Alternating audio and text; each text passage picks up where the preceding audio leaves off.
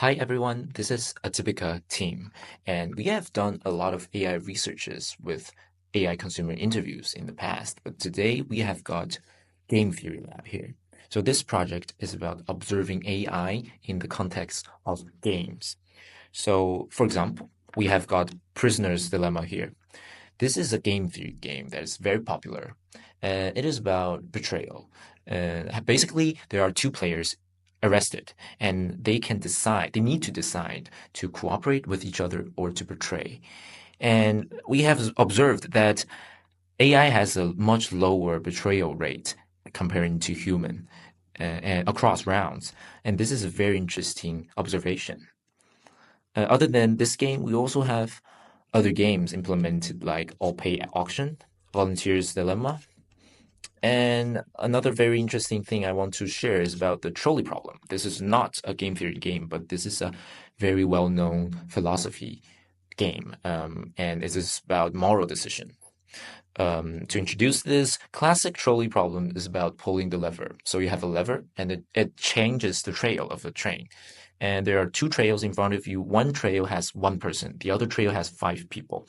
And the train will crash into the five if you do nothing. And if you pull the lever, then the train will kill the one instead of the five. The Fat Man variant of this game is about so you don't have a lever anymore. You are on the bridge. There's a fat man in front of you. You can push the fat man, and he will stop the train by killing himself, but that will save the five. So what AI do in this game scenario is that they simulate very well as human beings decision distribution, but in a much more dramatic way. You can see that almost actually 100% of AI has chosen to pull the lever, and in the variant, there's almost 100% of them has chosen to do nothing. And the distribution is very like human, but much more dramatic. But this is a very interesting observation.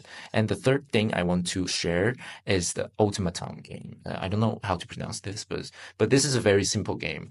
It is about how much is fair enough for you. I think this is a very interesting line. The rule is like this: there are two players, and for each round, one player gets the opportunity to share, to offer a portion of his wealth with the other player, and the other player can accept or reject. If he accepts, then he gets it. But if he rejects, then he gets nothing. So for human beings, this above graph is about how generous player A is on offering his wealth. And AI seems to be more generous than human on this. But for the lower graph, it's about rejection rate.